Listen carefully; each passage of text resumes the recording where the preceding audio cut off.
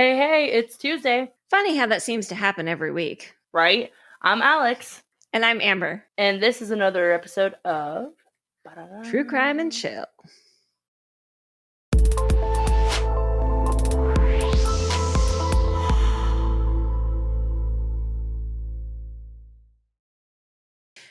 So today we're going to talk about a case that is still technically open. So if you feel like it's missing some information, that's why. So, with that in mind, let's get to it. On August 2nd, 1995, Jaliek Rainwalker was born to, unfortunately, a woman addicted to crack cocaine. This also means that, unfortunately, Jaliek, when he was born, was also addicted to the drug. He was put pretty much immediately into the foster care system. God, that is so sad. My friend's a foster mom, okay?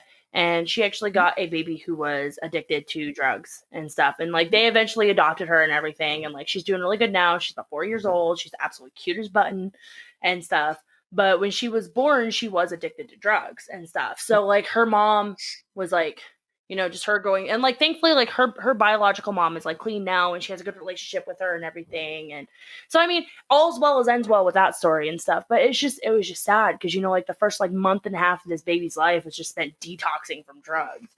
And I mean, I had a drug addicted mom, but I was thankful that she was sober when she was pregnant with me and my sister, basically. So yeah.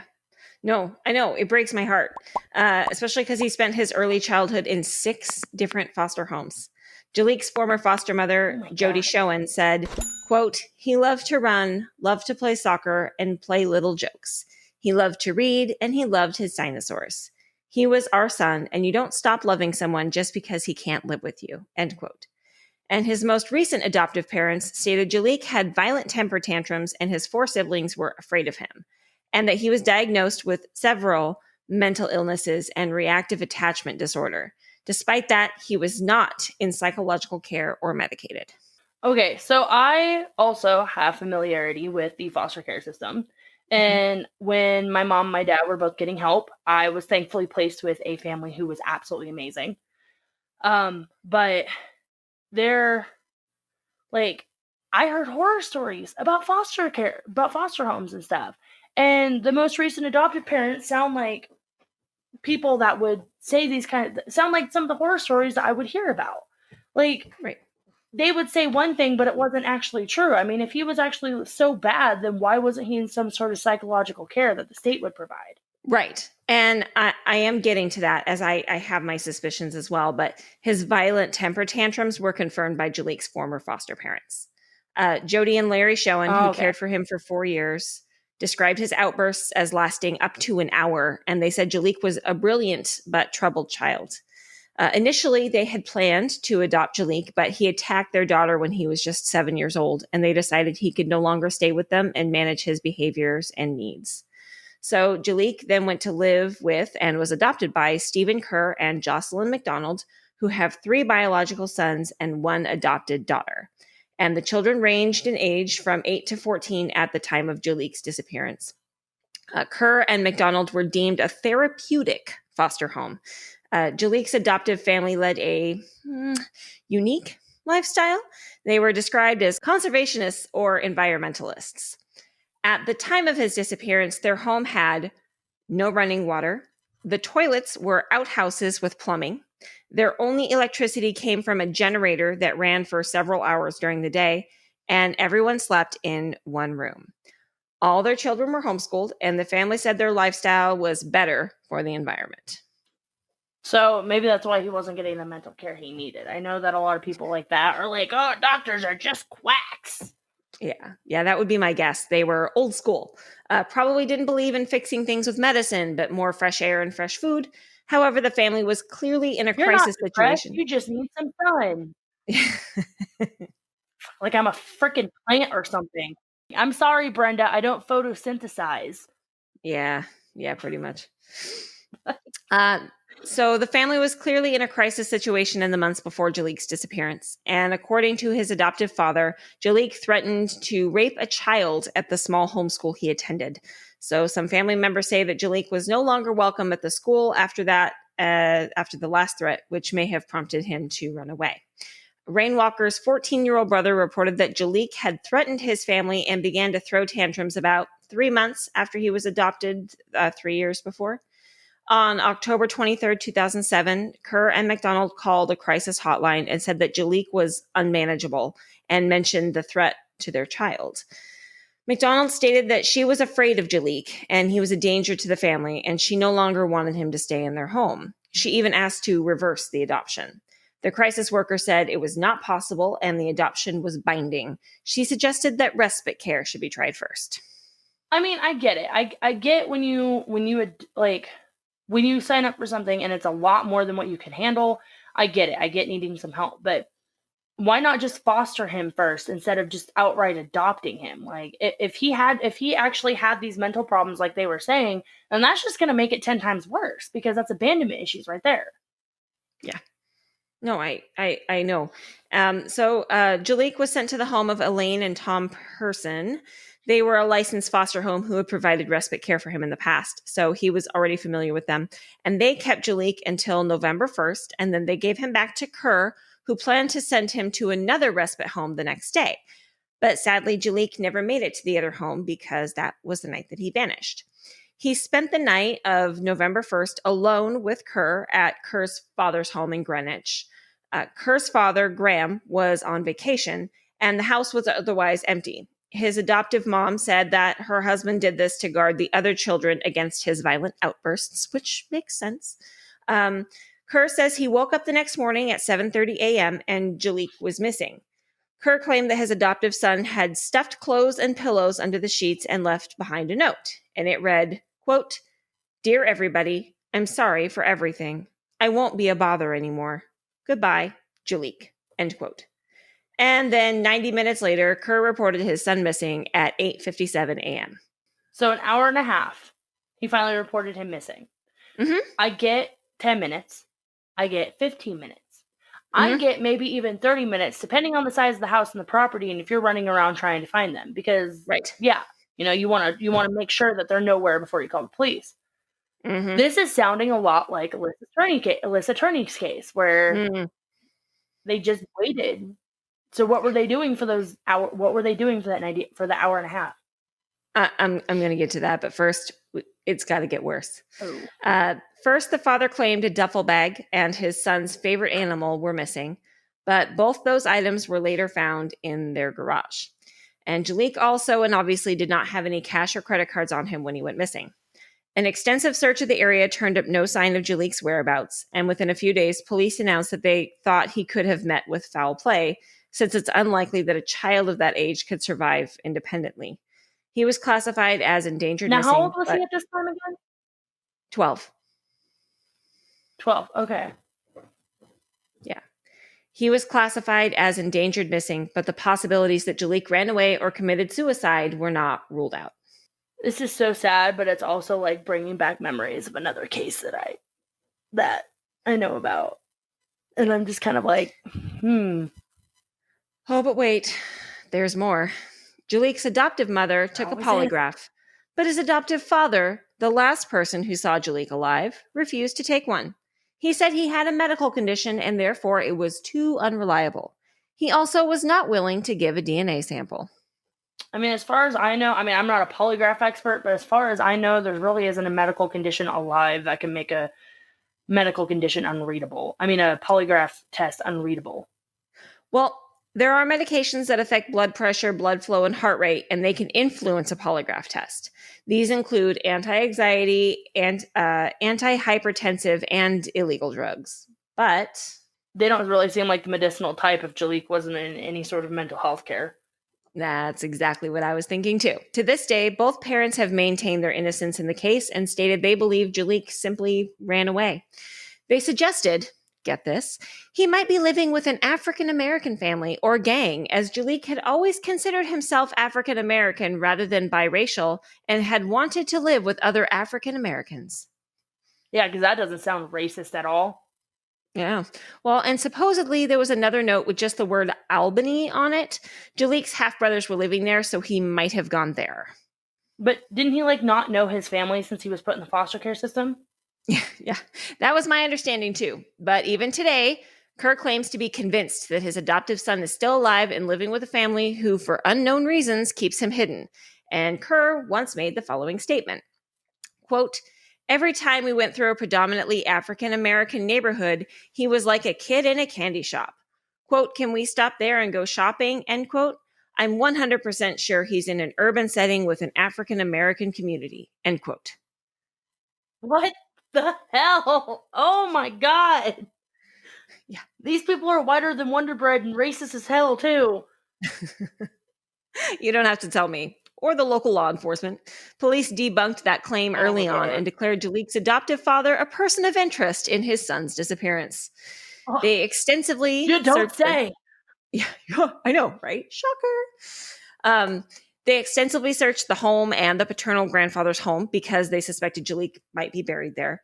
Additionally, police, forest rangers, and FBI agents have combed the woods and the waterways around the Washington County towns of Greenwich and Cambridge. They even searched the campgrounds where the family vacationed. His former foster mother in respite care, Elaine Person, and his grandmother, Barbara Reilly, even started a task force dedicated to finding the missing 12-year-old. They brought in a group from Texas called EquiSearch, who did underwater searches with sonar and brought in a drone airplane equipped with high-resolution cameras. Unfortunately, to no avail.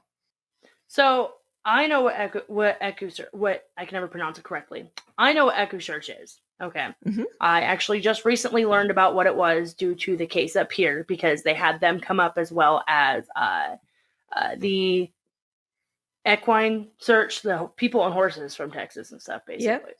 So, for our listeners who don't know what that is, go ahead and explain. Sure. They are a nonprofit organization, and online they define their program, and it says, and I quote, "Our members come from all walks of life, consisting of business owners, medics, firefighters, housewives, electricians, students, former FBI and law enforcement, current law enforcement, former and current U.S. Marshal, Coast Guard, and all walks of military, former and current on our team. Our resources range from horse and rider teams to foot searches and ATVs. Mm-hmm. We conduct water searches using boats, divers, and sonar equipment. Additionally, we perform air searches using planes, helicopters, and small drone airplanes with highly sophisticated cameras. We also utilized infrared and night vision cameras along with ground penetration units in some of our searches. Texas EquiSearch has more resources than most law enforcement agencies, which allows law enforcement to conduct their investigation, while Texas EquiSearch conducts organized searches." Yeah, when the Gannon Stout case was going on up here, within the first week that he was missing, they were as soon as the FBI actually got involved, which was the first week, I believe it was, they had these volunteers had come up from Texas and stuff, and there were hundreds of them. Yep. And stuff. And so they ended up setting up a kind of command post at the church next to Gannon's neighborhood and everything. And they there are people out there on horses, there are people out there on ATVs, there are people they were awesome. They were absolutely phenomenal and stuff. And honestly, when they help out law enforcement is a huge help with it because law enforcement doesn't really have a whole bunch of people sometimes. Right. No, that's great. Elaine Person, Jaliek's former respite foster caregiver, temporarily quit her job even to fully concentrate on her search efforts for Jaliek. She started a fundraiser, held vigils, created a website, and rallied for change in the foster care system. She said she believes there's a lack of oversight in the foster care system, and Jaliek could be alive if social workers had still checked on him. Jaliek should not have been allowed to stay in the Kerr home in East Greenwich, where there was no running water and limited electricity in recent years. She said Jaliek told her that he was locked in his bedroom at times at Kerr's former home in Salem. She also claims the adoptive parents let the children run around naked. She even made a list of all the bizarre things happening at the boys' primary home in East Greenwich. Dude, that is terrible. Oh my God. If any of that is actually true, that's insane. Yeah. Well, and unfortunately, the link to her website is now expired, but the newspaper article stated that Kerr also punished his adopted son by dunking him in a creek. She alleges that on the morning of Jaliek's disappearance, Kerr took a shower and returned movies before calling police to notify them that his adopted son was missing and that the written note was a former homeschool assignment. What kind of homeschool assignment would make it look like a suicide note? Apparently, his stepfather had asked Jaliek to apologize to all the people he harmed. I mean, sure. Parson also questioned why Kerr and McDonald continued to receive $1,500 a month payments from Albany County to foster parent Jaliek after his disappearance. And she was skeptical if the other children should stay in McDonald's and Kerr's care. Although the couple's other children were out of their care temporarily, partly because the each Greenwich home where they were staying did not have a certificate of occupancy, and they were reunited soon after. Okay, this family is shady as shit, and I've heard so much about these kind of people where they just, like, have foster kids to collect a paycheck. Like, oh, I know. Kerr and McDonald first stayed with the children at Kerr's father's home, but the family soon moved out of state. Not even a year after Jaliek's disappearance, the family moved to Vermont. I mean, I don't know about you, but when most kids go missing and they're never found, there are parents who, like, have never left the house. Their room is exactly how it was when they left. Like, there's shows I've watched where parents, like, go in and show the reporters their rooms, and literally there's a layer of dust on everything because nothing's been touched. Yeah, right. Like, it seems like they just, whatever, like, pieced out, and we're like, okay, whatever, you're on your own. Yeah. It wasn't just Elaine Pearson or you who was skeptical of the adoptive parents' behavior. The disappearance of Jaliek had completely divided the family. The adoptive parents' maternal grandmother, Barbara Reilly, suspects that her son-in-law knows more and might have killed her grandson Jaliek. She said his behavior over the years leads her to believe he is capable of hurting a child. Quote, Stephen has anger issues. I think it was 3 years ago, Jaliek was doing some repetitive behavior, and Stephen grabbed him by the neck and dragged him out the back door and dunked him in the creek. And if my daughter had not been there, I don't know what else he would have done to him, end quote. She also stated that Stephen had been in anger management classes. In the spring of 2007, his behavior was too much for his wife, Jocelyn, and her daughter, and she asked him to leave the house because of his anger towards his children. Well, that looks like why he didn't like therapy, I guess. Yeah, I mean, it all sort of ties in. During the investigation, the grandmother and her daughter grew apart. They are not on speaking terms anymore. Barbara Reilly also said that she was bothered by the fact that both Stephen and Jocelyn were not involved in the search effort for Jaliek early on. Barbara relentlessly has talked to the media, fully knowing that what she was saying made her already strained relationship with her daughter even worse, but she decided that her top priority is finding Jaliek, and she could not live to stay silent. She even did her own investigation and searched the former house of her daughter and son-in-law, and she was accused and tried for burglarizing. So they didn't live in the house anymore, but they got they got grandma arrested and tried for burglarizing, even though she was trying to find evidence that something else had happened to him. I don't know that they didn't live there when she did. I think they were still living there when she went in and took a look at it. So she was accused of burglarizing. I don't know. It kind of sounds like he did something Jocelyn knew, but it was a abusive relationship, very much so. Yeah, to make matters worse, police later found the yellow fleece jacket of Jaliek that he supposedly had on him when he left in Stephen and Jocelyn's home. Barbara Reilly also went to court and demanded custody of her lost grandson, but it was denied. I mean, I guess it's kind of hard to transfer custody of a person that's missing. Yeah. No, I don't even know how you present it in court. Like, he might not be alive, but I want custody of him anyway. But meanwhile, police discovered that Jaliek's adoptive father had lied to them in several of his statements, and there's still not enough evidence to charge Stephen Kerr with a crime. You don't say. Like,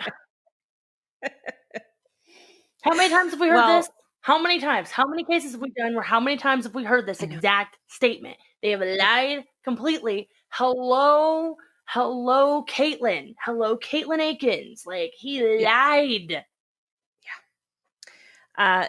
So Stephen stated that he was sleeping through the night of his son's disappearance, but police found an image from a surveillance camera that captured the image of a van similar to the one Kerr was driving on the night of his son's disappearance. Therefore, police want to re-examine the van, but Stephen has denied their request. A video taken from the Glens Falls National Bank in Greenwich at 12:16 a.m. on the morning of November 2nd shows a gold van driving through.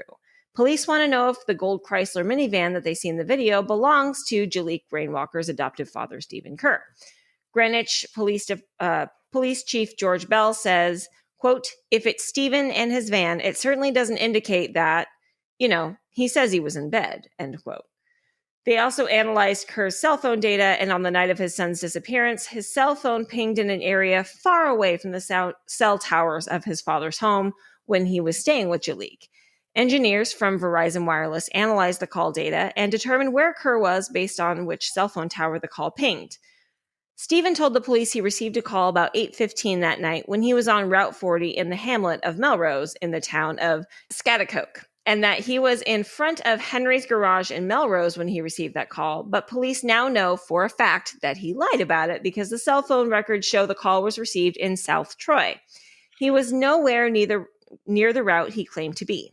Furthermore, according to lead investigator Bell, quote, the person who called him said he seemed quite agitated, end quote. Okay, but why did he take a detour?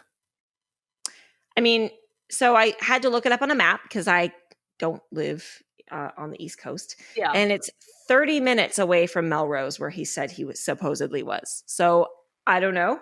But to make matters more suspicious, Stephen was also caught by several people, get this, tearing down missing persons posters of his son.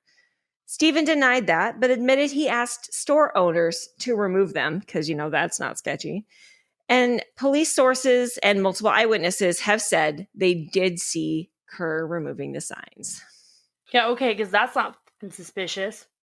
I know. He also did not participate in the vigil called Light the Night for Jaliek. He said the event was organized by people who slandered him. He did not want to be part of it. Quote, they just want to say that I've killed him. They've done nothing except harass me and my family, end quote. The event's organizers included Kerr's mother-in-law, Barbara Reilly, and Elaine and Tom Person. When asked by a newspaper if he harmed Jaliek in any way or had anything to do with his disappearance, Kerr said, quote, no, I did not, end quote.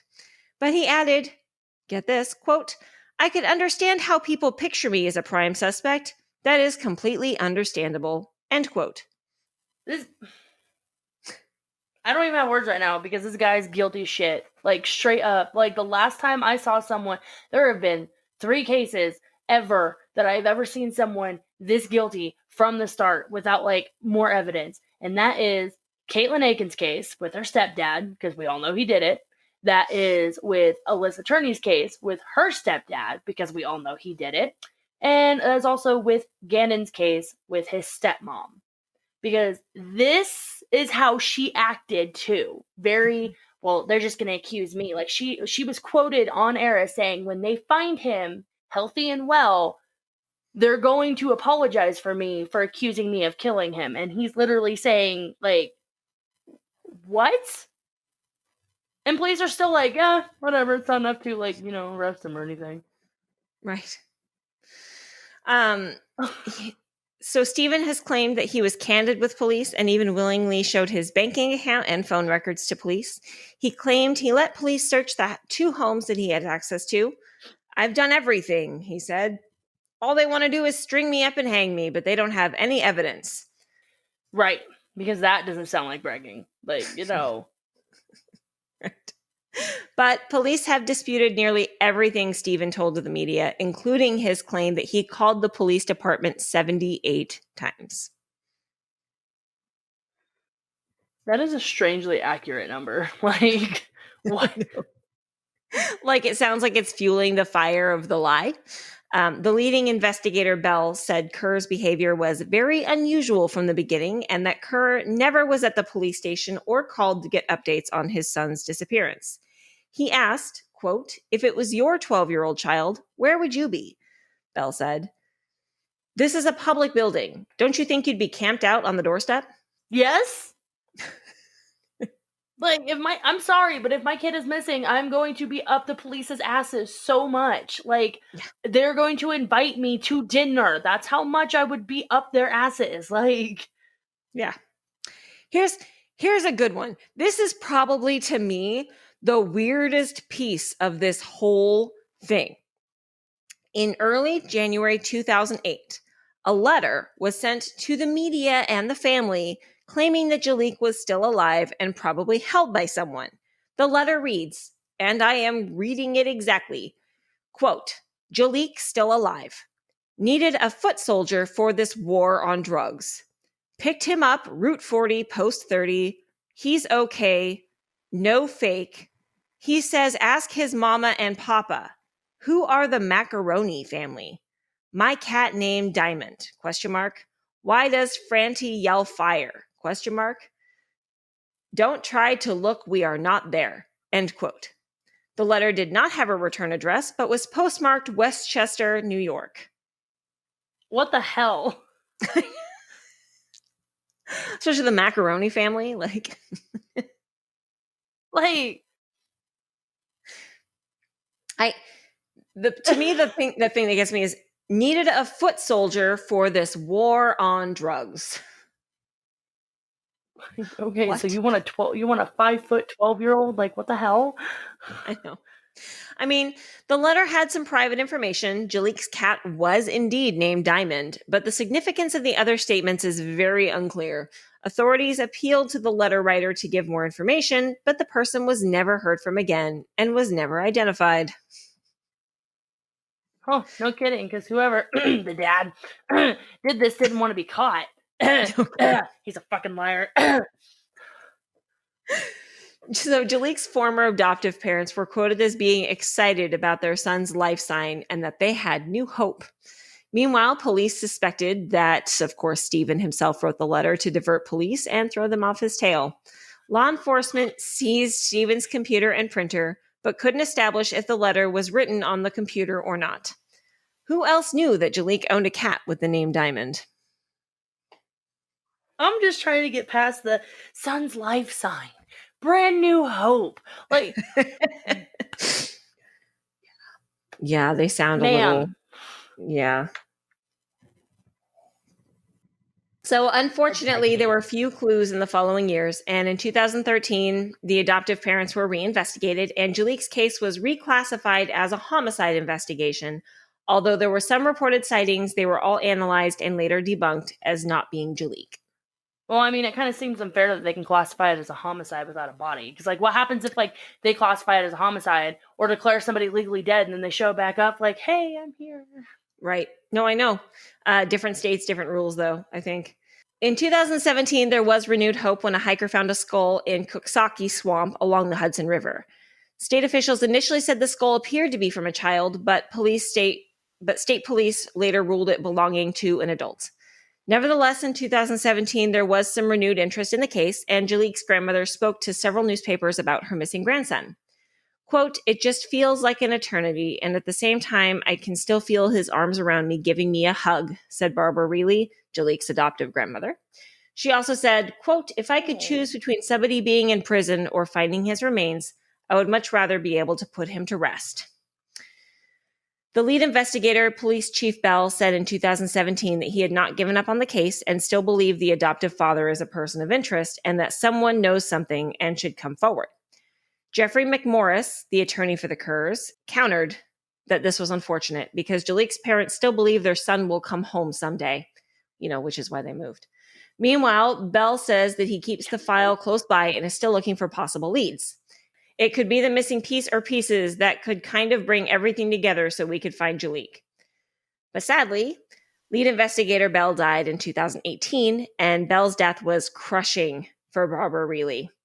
She says he worked tirelessly, and even though it's been more than 10 years, she could just pick up the phone and call him, or if she saw his car at the office, she could just stop in. She said she used to tell him that he should have a degree in psychology because he always made her feel better after talking to him, and that he had kept her from falling apart. Reilly said Bell was the heart of the investigation, leading dozens of searches from Troy to Greenwich. He took every lead and tip seriously, even those from psychics. Reilly is not sure how anyone can replace him. Even Bell's widow, Karen, said the case was constantly on his mind, and anytime a body was found, he wondered. Well, yeah, I mean, that would be understandable. Like, when we did the mini episode for the Karen Bodine case, when I talked to the investigator, like, he's not even the lead investigator. Like, her case isn't even, like, in his thing.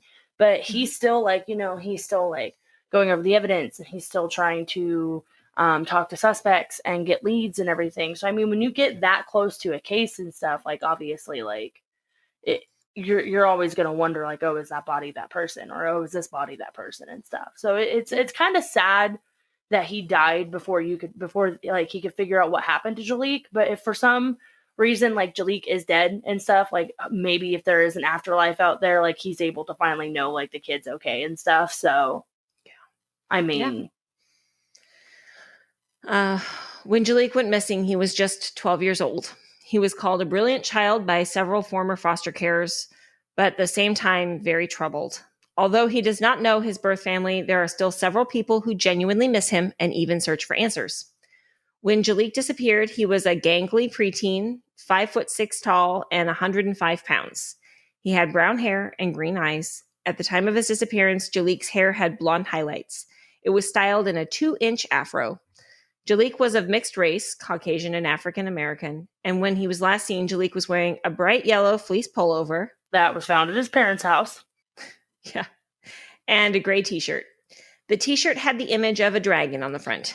Jaliek was also wearing blue jeans and black canvas high-top sneakers. Jaliek has a slight speech impediment that causes him to pronounce the letter R as W, and Stephen Kerr and Jocelyn McDonald stated Jaliek was both suicidal and homicidal at the time of his disappearance, but he was not receiving mental health care, as we discussed.